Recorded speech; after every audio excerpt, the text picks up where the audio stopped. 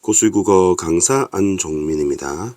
이번 시간에는 수능특강 문학 86페이지의 장만영님의 달포도 ip사기라는 시를 알아보겠습니다.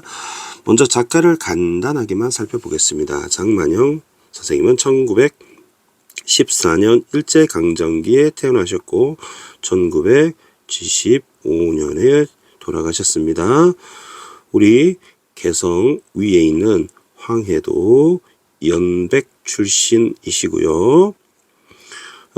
작품의 경향이 중요합니다. 이분은 전원적이고 시골스럽다는 얘기죠. 토속적 이런 느낌입니다. 평화롭고요. 시골을 배경으로 매우 서정적입니다. 그리고 시가 회화성을 띠고 있습니다. 여기서 말하는 회화성은 회화적이라고 하는 것은 영어 회화가 아니고 바로 그림을 보는 듯한 느낌이 든다는 거죠. 비슷한 말로 치환을 해보자면 매우 시각적 이미지를 차용합니다. 이런 경향을 우리는 이미지이즘이라고 하는데요. 김광균 이런 작가들이 그런 경향을 보이고 있죠. 정지용 님도 그런 느낌이 있습니다. 일종의 모더니즘이라고 할까요? 굉장히 시각적이고 회화적인 느낌을 줍니다. 모더니즘입니다. 모더니즘입니다. 자, 제목은 달포도 ip사기라고 하는 자연물이 실려 있고요. 이 작품은 일제강점기 1937년 작품입니다. 저항운동, 저항적, 상징적 이런 것과는 거리가 있습니다. 자, 보기를 보겠습니다. 3번 보기입니다. 시인은 구체적이고 감각적 이미지나 구체적이라고 했습니다. 쌤이 노란색 형광펜으로 표시를 해보겠습니다. 자, 구체적이고요. 감각적입니다. 그리고 이미지, 그죠? 심상이라고 하죠. 심상. 그리고 비유라고 했습니다. 자, 요거를 넘버링 하겠습니다. 5어 관계이기 때문에 이미지와 비유, 심상이라고 합니다. 우리 시각적 심상할 때 그 심상입니다. 시의 내용을 다양하게 형상화하며, 형상화라는 것은 모습형, 모습상. 그래서 시각화, 추상적인 것을 가시적으로 드러낸다라고 보시면 되겠습니다. 이를 통해 자신이 드러내고자 하는 관념 정서를 눈에 보이게 형상화한다는 거죠. 자, 읽어보겠습니다. 뜰하게, 뜰학은 뜰입니다. 정원 가든이죠. 제목에 포도가 있었고요. 그 다음에 달포도 ip사기였죠. 달, 밤에 포도가 익어가는 풍경, 여름이나 가을 정도 되겠네요. 다채로운 이미지와 비유, 금방 두 줄 위에 나왔던 이미지, 비유를 나타낸다고 하고 분위기를 형성한다고 나와 있습니다. 자, 그러면 위에다 보기를 좀 옮겨 보겠습니다. 보기에 나왔던 얘기를 좀 정리해서 적용을 하기로 하겠습니다. 보기의 내용은 구체적이다. 그 다음에 감각적, 이미지. 우리 이미지 하면 영어로 IMAG이죠.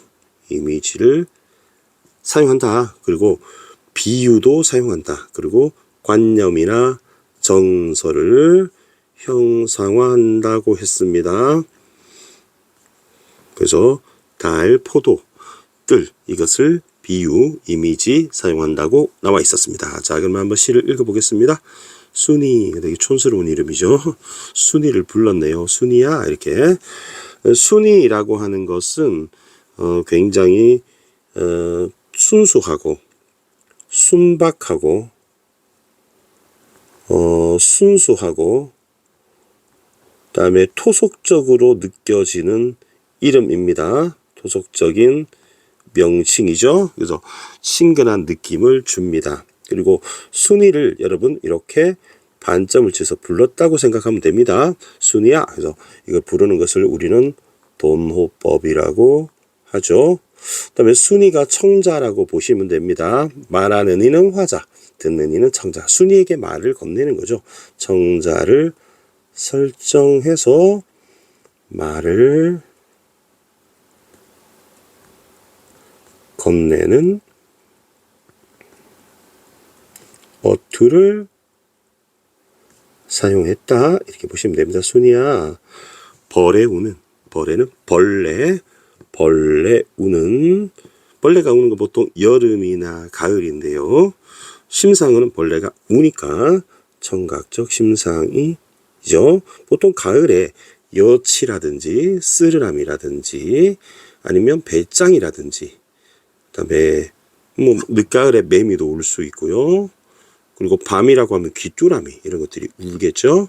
고풍한, 옛고, 그다음에 풍습, 옛날스러운 뜰에, 그러면 뜰이 공간적 배경이 되겠습니다. 그다음에 달빛이 중심 소재죠. 밀물처럼 지규법입니다. 밀려왔구나 라고 했어요. 빛이 밀물처럼, 파도처럼, 밀물처럼 밀려왔다고 표현하고 있네요. 그래서 여러분 그 영화 중에 짐 캐리라고 하는 유명한 영화 배우가 있습니다. 미국 배우인데, 여러분 마스크 이런 것으로 유명한 배우죠. 브루스 올마이티라는 영화에 보면 이 장난꾸러기 주인공이 여자친구의 바로 그 베란다에서 달빛을 이렇게 끈으로 당겨와서 달이 크게 보이는 그런 부분이 나옵니다. 그런 느낌의 상상력을 동원해서 만족감을 드러내는 표현이라고 생각이 듭니다. 자, 그러면 우리 화자 대상 상황 심리를 한번 살펴보겠습니다. 화자는 누구인가 나겠죠. 그다음에 대상은 무엇인가, 제목에 있던 달, 그죠? 포도는 이제 나올 것이고, 그 다음에 잎사귀 나오겠죠. 그리고 순이도 대상이 될 수 있습니다. 그 다음에 상황은 뜰이 있습니다. 지금 뜰에서 달을 보고 있다 정도가 되겠죠. 포도도 보고 있고, 그 다음에 심리는 아직 나오지 않았어요. 되게 근데 기분은 좋아 보입니다. 달은 나의 뜰에 고요히 앉아 있다. 달은 과일보다 향그럽다 라고 표현했습니다. 자, 그러면 달이 여러분 뜰에 정원에 앉아 있을 리가 없죠. 그래서 의인법이 사용되었다 이렇게 볼 수 있고요. 그 다음에 시각적 이미지가 계속 사용되고 있습니다. 시각적 이미지가 사용됩니다. 여러분 의인법도 비유에 포함됩니다. 비유에 포함됩니다. 아이들이 많이 놓치는데 비유는 빗댄다고 여러분이 알고 있죠. 그런데 선생님이 좀 정리를 해드릴게요. 여러분 의가 들어가는 단어가 4개가 있고요. 그 다음에 유가 들어가는 단어가 5개가 다 비유에 포함됩니다. 자, 의는 의인법, 그 다음에 2가지 이상의 의미를 함축하는 중의법, 그 다음에 소리로 흉내내는 의성법도 비유에 들어가고요. 의태법도 넓은 의미의 비유에 들어갑니다. 유는 여러분 잘 알고 있는 유들, 직접 비유한 직유법, 은근히 비유하는 은유법, 그 다음에 살아있는 것으로 무생물을 생물로 표현하면 화류법, 그 다음에 속담이나 격언으로 빗대는 풍류법, 그 다음에 부분이나 특징으로서 전체를 대신하여 비유하는 대유법도 비유에 들어갑니다. 그래서 요 비유에 포함되는 것들은 9개나 됩니다. 근데 여러분이 대표적으로 아셔야 하는 것은, 너무 잘 알고 계신 것은 직유법, 은유법 잘 알고 있죠. 근데 여러분이 좀 아셨으면 싶은 것, 의인법도 포함된다. 그 다음에 화류법 정도 좀 아시면 좋겠습니다. 화류법, 의인법도 비유에 포함된다 라고 아시면 되겠습니다. 다른 과일보다 비교법이 있고요. 달이 향그럽다고 표현하고 있습니다. 이거는 굉장히 중요해서 선생님이 파란색 형광펜으로 쫙 빵 치르겠습니다. 자, 여러분 달은 심상이 시각적이죠. 근데 달 냄새 맡아본 적 없죠? 그리고 냄새를 맡을 수 있다 하더라도 지구에서 맡기는 힘들겠죠. 그 다음에 뭐 상상을 해보면 달이 여러분 멀리 있어도 향이 난다면 참 좋을 것 같기도 합니다. 향기롭다면 여러분 후각적 심상이죠. 후각적 심상. 근데 여러분 실제로 달은 냄새가 나지 않아요. 그러면 시각의 후각화가 되겠죠. 그래서 공감각적 심상 이렇게 알아두시면 되겠고요. 시각의 후각화 알아두셔야 되겠고요. 또 하나는 이 공감각적 심상을 여러분 감각이 전이가 일어난다.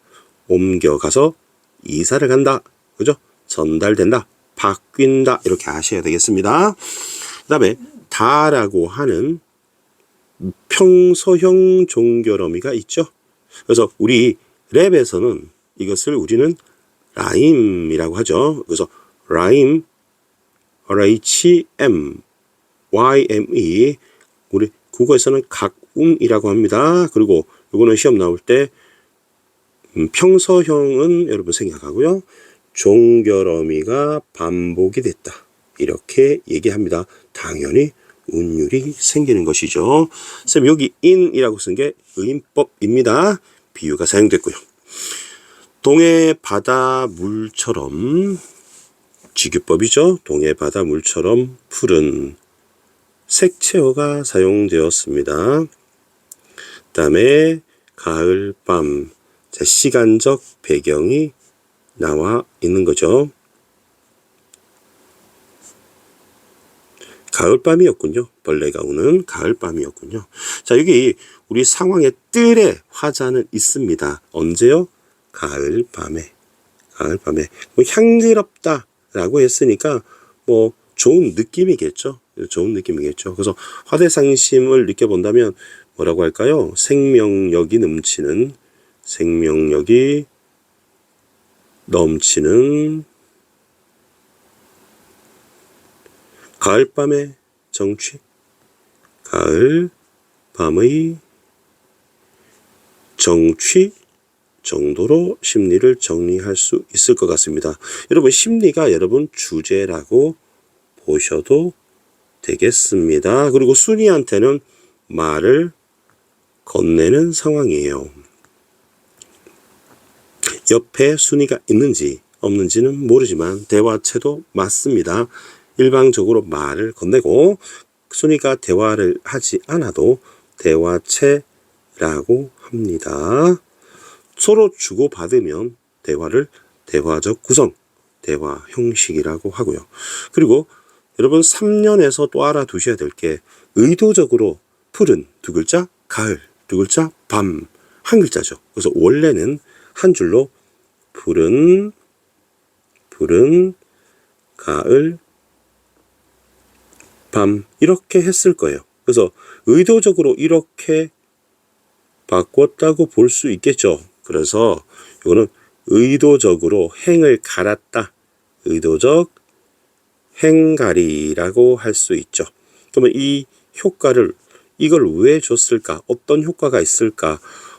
일단은 시각적인 효과가 있습니다. 시각적으로 좀 주목하게 된다고 할까요? 그리고 호흡을 조절할 수 있겠죠. 호흡도 조절할 수 있을 것이고요. 시각적 효과도 있습니다. 그래서 이거 좀 주목하시면 될 것 같고요. 다음에 포도는 달빛이 스며 곱다를 곱다 이렇게 했네요. 그 다음에 여기 다도 있고요. 그 다음에 포도는 달빛을 머금고 익는다. 이제 익어간다 결실의 의미를 가지고 있습니다. 결실의 의미를 가지고 있습니다. 선생님이 이건 통사구조 반복으로 보지는 않아요. 왜냐하면 포도는 곱다는 맞지만 가운데 구조가 달빛이 스며고요. 달빛을 머금고 목적어 서술어 주어 서술어 조금 다르죠. 그래서 처음에 있는 포도는 정도를 반복으로 볼 수는 있을 것 같아요. 그리고 이 괄호를 빼면 대꾸라고 볼 수는 있겠죠. 넓은 의미에서 시험에 출제될 것 같지는 않아요. 근데 통사 구조가 반복됐다고 보기에는 괄호의 구조가 좀 달라 보이네요. 역시 시각적 이미지가 사용되었고요. 자, 우리 그림 한번 그려볼까요? 지금 하늘에 노랗게 달이 떠 있어요. 달이 떠 있습니다. 자, 그리고 지금 포도가 이렇게 갈색으로 한번 해볼까요? 갈색으로 해서 포도가 이렇게 가지가 연굴이 있다고 해볼게요. 그리고는 잎사귀가 초록색 나와라. 자, 잎사귀가 이렇게 있다고 해봅시다. 포도 잎이 이렇게 생겼죠?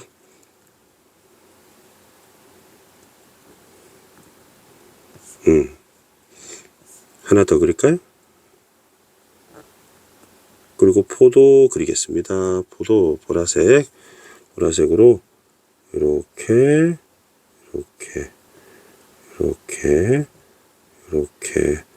또 포도 생각을 하니까 포도가 먹고 싶네요. 그죠?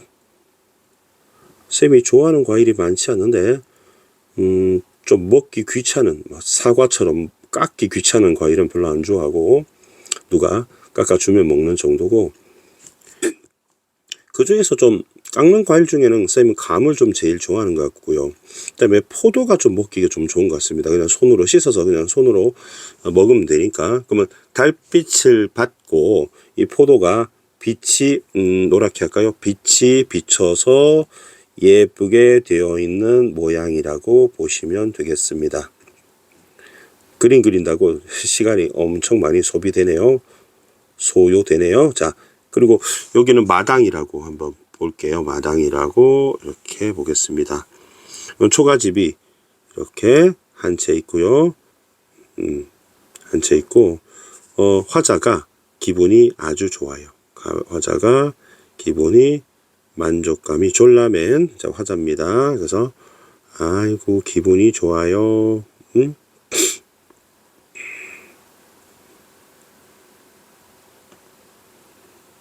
이렇게 화자가 기분이 좋고 그 다음에 청자 순이도 기분이 좋아요.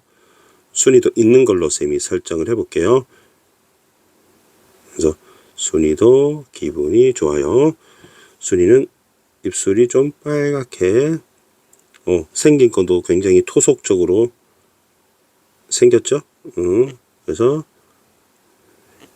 순이도 기분이 좋은 걸로 이렇게 했습니다. 그러면 달, 포도, 잎사귀 쌤이 다 잘 그린 것 같아요. 그죠? 벌레까지 그릴 필요는 없겠죠? 소리만 들리는 걸로. 그래서 순이하고 또 한 번 얘기했습니다. 그러면 순이가 나온 걸 찾아볼까요? 순이가 나오는 게 1년하고 5년이 되겠죠. 그러면 1년하고 5년의 순이 이렇게 보니까 포도 넝쿨 밑에 어린 잎새들이 달빛에 젖어 호젓하구나 밀려왔구나 있고 그다음에 호젓하구나 하면 1년과 5년이 좀 유사합니다. 그러면 1년을 머리 수라고 하고 그다음에 마지막 연 꼬리 미라고 하죠. 여러분 수가 여러분 머리 숫자입니다. 그리고 미는 구미호 하면 꼬리가 9 달린 여우죠. 그래서 머리와 꼬리가 서로 관련되는 것. 우리 그래서 이것을 수미상관이라고 합니다. 수미상관. 수미상관이 나오게 되면요. 효과가 크게 세 가지가 있는데요. 일단은 운율이 형성되고요. 그 다음에 주제가 강조가 됩니다. 주제가 강조가 되고요. 그 다음에 하필이면 5년이기 때문에 우리 의도적 행간이를 했던 3년을 대칭 축으로 본다면 1, 5와 2, 4가 대칭이 되죠. 그래서 구조적 안정감을 줄 수 있습니다. 처음하고 끝이 비슷한 게 반복이 되면 그래서 관련된 시로는 여러분 조지훈의 산상의 노래가 있습니다. 페이지 수능 특강 78페이지에 산상의 노래가 좀 유사한 구조라 수미상관 구조라고 볼 수 있겠네요. 그리고 포도 맨 마지막에 순이 포도 넝쿨 밑에 역시 시각적 심상이고 입세가 나왔네요. 달빛에 젖어 호적하구나 하고 느낌표를 찍겠습니다. 그러면 영탄법입니다. 왜냐? 감탄형 종결어미를 사용했으니까요. 그리고 호젓하다의 뜻은 여러분 고요하고 쓸쓸하다는 뜻이에요. 고요하고 조금은 쓸쓸하구나 의 느낌입니다. 굉장히 낭만적인 시였습니다. 그러면 대부분의 내용은 다 알려드린 것 같습니다. 그래서 보기에 나왔듯이 구체적이고 감각적 이미지, 비유와 형상화가 사용되었네요. 여기 보면은 파란색으로 한번 체크해 볼게요. 벌레 운다고 했을 때 청각적 이미지가 여기 있었고요. 그 다음에 대부분 다 시각적 이미지가 사용되었죠. 그리고 쌤이 체크를 했던 바로 공감각적 심상, 즉 다른 과일보다 향그럽다. 요것이 또 나름 출제 요소가 될 수 있겠네요. 이 작가는 수능과 평가원에 한 번도 출제된 적은 없습니다. 그래서 쌤이 출제 가능성은 쌤이 좀 낮게 보았어요. 출제 가능한 확률은 조금 낮지 않을까. 나오더라도 그렇게 어렵지는 않아 보입니다. 자, 오늘 달포도 잎사귀 강의는 이것으로 마치겠습니다. 질문 있으면 댓글 주시고요. 또 친절히 답변해 드리겠습니다. 그리고 구독과 좋아요 부탁드리겠고요. 고수의 국어는 항상 최선을 다해 강의하겠습니다. 여러분 고맙습니다.